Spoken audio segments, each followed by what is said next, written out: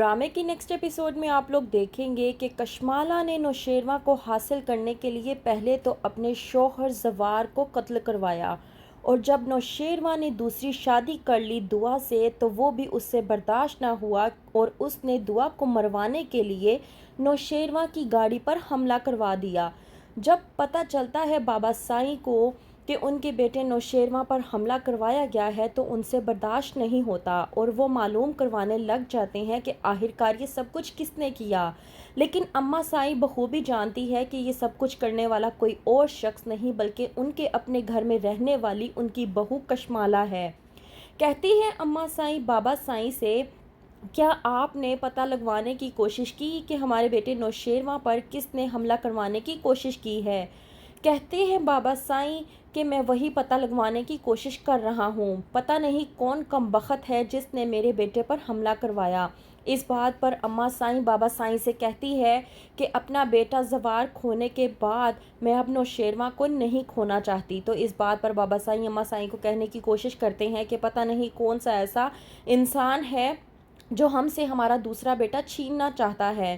تو اماں سائیں بابا سائیں سے اسی بات کا جواب دیتے ہوئے کہتی ہے کہ کسی انسان کو تھوڑی نہ فرق پڑے گا کہ ہمارا پہلا بیٹا قتل ہو گیا اور اگر اب دوسرے بیٹے کو بھی کچھ ہو گیا تو ہم لوگ زندہ نہیں رہ پائیں گے۔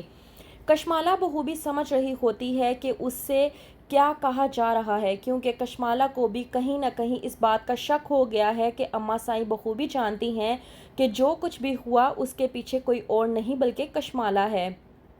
وہیں پر دوسری طرف دعا کے ساتھ نوشیروان بہت زیادہ خوش ہے۔ نوشیروان کو تو جیسے اس کے خوابوں کی تعبیر مل گئی دعا کو پانے کے بعد۔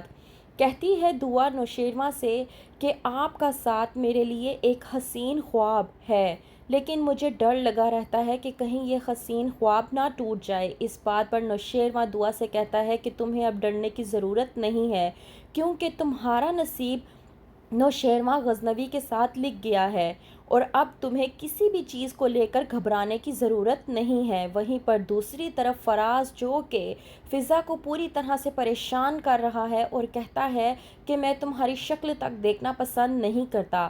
فضا کہتی ہے کہ آپ مجھ سے اتنی نفرت کیوں کرتے ہیں؟ تو وہیں پر فراز فضا کو کہتا ہے کہ میں نے تو تم سے ابھی نفرت کی ہی نہیں، ابھی تو میں نے تم سے نفرت شروع کی نہیں، جب نفرت شروع کروں گا تب تم دیکھنا۔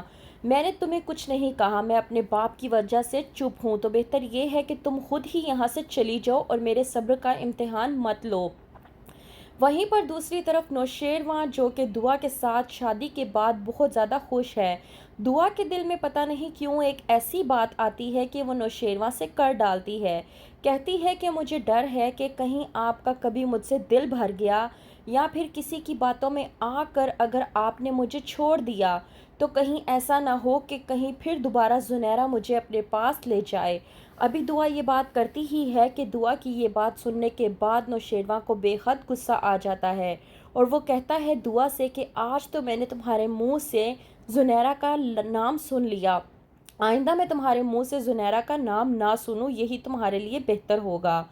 دعا سمجھ جاتی ہے کہ نوشیروان اس بات کو پسند نہیں کرتا اور کوشش کرتی ہے کہ وہ آئندہ نوشیروان کے سامنے زنیرہ کا نام نہ لے، کیونکہ زنیرہ کے چنگل سے نکال کر لانے والا دعا کو کوئی اور نہیں بلکہ نوشیروان غزنوی ہی تھا، جس نے اس سے شادی کی اور اسے عزت دی۔